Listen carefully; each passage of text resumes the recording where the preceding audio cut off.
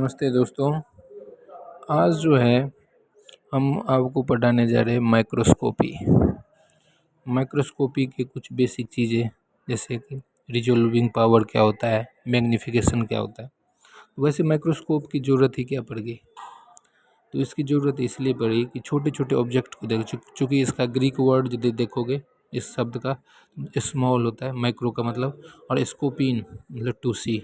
हम छोटी वस्तु को देखने के जो तरीका है या जिससे हम छोटे वस्तु देखते हैं उसी को माइक्रोस्कोप कहते हैं और पूरे प्रोसेस को माइक्रोस्कोपी कहते हैं। तो हमारे आँख जो है छोटे छोटे वस्तुओं को नहीं देख पाता। हमारे जो आँख का जो एक लिमिट है, उसका लिमिट क्या है हमारे आँख का, कि आप 100 माइक्रोमीटर या 0.1 माइक्रोमीटर से छोटे ऑब्जेक्ट को आप नहीं देख सकते अलग अलग। ठीक है, मतलब दो ऑब्जेक्ट है जिसके बीच की दूरी कितनी है, ये हमें दो वस्तु अलग तभी तक दिखेंगे यदि वो 100 माइक्रोमीटर का गैप है। यदि इससे कम हुआ तो हम दो वस्तु को अलग अलग नहीं देख सकते। ये हमारी आँख का लिमिट ऑफ रिजोल्यूशन है। तो अब इससे छोटे ऑब्जेक्ट को हम देख भी नहीं सकते इसका मतलब। तो अब वायरस है या PPLO है, जिसको माइकोप्लाज्मा कहते हैं, सबसे स्मॉलेस्ट नॉन माइक्रो ऑर्गेनिज्म है 0.1 माइक्रोमीटर, या बैक्टीरिया है या RBC है या सेल है, सबका साइज़ आप देख लो मैक्सिमम 10 माइक्रोमीटर। इससे सारे छोटे ही हैं और हमारा 100 माइक्रोमीटर तक ही देख सकते हैं, उससे नीचे देख ही नहीं। तो इन छोटे छोटे ऑर्गेनिज्म को देखने के लिए माइक्रोबायोलॉजिस्ट को माइक्रोस्कोप की ज़रूरत पड़ी, है ना। तो इस माइक्रोस्कोप के दो जो है सबसे करेक्टरिस्टिक चीज़ें होती है, एक होता है रिजॉल्विंग पावर, दूसरा होता है मैग्नीफिकेशन पावर। ये जो रिजॉल्विंग पावर है वो क्या होता है, तो ये लिमिट ऑफ रेजोल्यूशन के इन्वर्सली प्रोपोर्शनल होता है। तो लिमिट ऑफ रेजोल्यूशन क्या होता है कि दो ऑब्जेक्ट के बीच की दूरी, वो मिनिमम डिस्टेंस जिससे हम दो ऑब्जेक्ट अलग अलग देखें उसको हम लिमिट ऑफ रेजोल्यूशन कहते हैं। और उसकी फार्मूला एक फार्मूला से हम उसको कैलकुलेट कर लेते हैं। तो उसको हम एबे इक्वेशन से फार्मूला को लिमिट ऑफ रिजोल्यूशन हम निकाल लेते हैं। तो ये जो है ये R जो है लिमिट ऑफ रिजोल्यूशन है, equal to 0.61 lambda divide by NA। तो लेमडा जो है वेवलेंथ है लाइट की, और न्यूक्लियर एपर्चर को हम NA से डिनोट किया। इसको फर्दर हम कैलकुलेट करते हैं न्यूक्लियर एपर्चर को, कि भाई ऑब्जेक्टिव लेंस का न्यूक्लियर एपर्चर हम निकालते हैं। ये कैसे निकालते हैं कि ये होता है कि nuclear aperture equal to n sin theta, और n sin थीटा क्या है, तो ये जैसे मान के चलिए ये आपका स्लाइड है, इस पर आपने ऑब्जेक्ट को रखा है, यहाँ सामने से लाइट आ रही है, ये सामने ऑब्जेक्टिव लेंस है। तो ऑब्जेक्टिव लेंस से लाइट पास होते हुए जो स्पेसिमेन या ऑब्जेक्ट पे आती है तो एक एंगल बनाती है, इसी को हम जो है साइन थीटा बोल रहे हैं, हाफ एंगल बोल रहे हैं, है ना। और ये ऑब्जेक्ट रहा और ये ऑब्जेक्टिव लेंस रहा। तो और एक हम इस लेंस और इस ऑब्जेक्ट के बीच का जो स्पेस है उसको हम रिफ्रैक्टिव इंडेक्स कह रहे हैं, चाहे एयर का है या आप इमर्शन ऑयल यूज कर रहे लेते हो।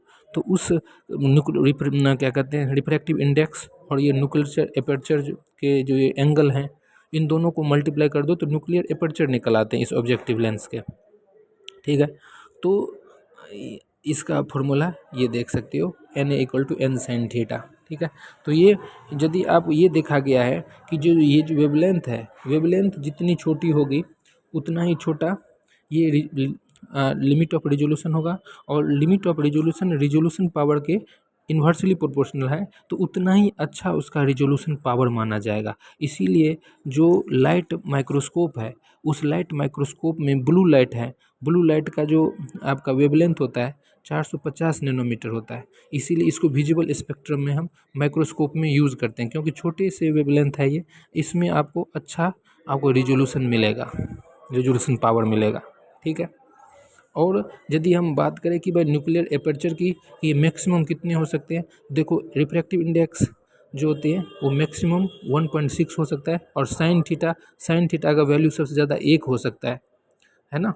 तो मैक्सिमम रिफ्रैक्टिव इंडेक्स 1.6 हो सकता है और साइन थीटा मैक्सिमम 1 हो सकता है। तो 1.6 ये जो है ये मैक्सिमम आपका जो है न्यूक्लियर एपर्चर हो सकता है। ठीक है,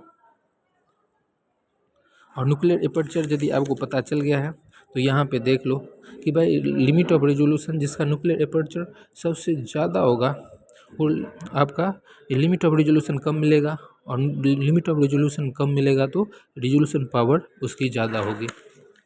अब हम बात करते हैं मैग्नीफिकेशन पावर की। मैग्नीफिकेशन पावर होता है कि विजुअल साइज ऑफ इमेज, जो भी विजुअल साइज ऑफ इमेज है उसको आप एक्चुअल साइज ऑफ ऑब्जेक्ट से डिवाइड कर देते हो, उसको हम बोलते हैं मैग्नीफिकेशन पावर। अब इसको कैलकुलेट कैसे करते हैं? अब मान के चलो दो लेंस लगा हुआ है, एक आपका ऑब्जेक्टिव है, ऑब्जेक्टिव के साथ एक आईपीस है, तो इसका जो मैग्नीफिकेशन पावर है ऑब्जेक्टिव का और आईपीस का जो मैग्नीफिकेशन है, इन दोनों को मल्टीप्लाई करके आप मैग्नीफिकेशन पावर लगा लेते हो। मतलब जो भी साइज आपको दिख रहा है उसको हम एक्चुअल साइज से डिवाइड कर दें तो मैग्नीफिकेशन पावर निकल आता है। आप यदि लेंस पे भी देखते हो तो उस पर लिखा रहता है ना 10x, मतलब 10 गुना मैग्नीफिकेशन पावर। अब इसको है 20x, इसका मतलब 20 गुना, 100x मतलब 100 गुना बड़ा करके आपको इमेज को देख रहे हो। मोबाइल के भी कैमरा जो आप देखो, यदि कोई वीडियो लो या फोटो लो तो 1x जूम करते हो ना, उसमें आता रहता है 1x 2x। तो ये आपका जो है मैग्नीफिकेशन पावर है। और लाइट माइक्रोस्कोप की मैग्नीफिकेशन, किसी भी वस्तु को लाइट माइक्रोस्कोप यूज़ करके आप 3000 गुना ज़्यादा बड़ा देख सकते हो, और इलेक्ट्रॉन माइक्रोस्कोप को 1 लाख से 6 लाख गुना बड़ा ऑब्जेक्ट को देख सकते हो। धन्यवाद।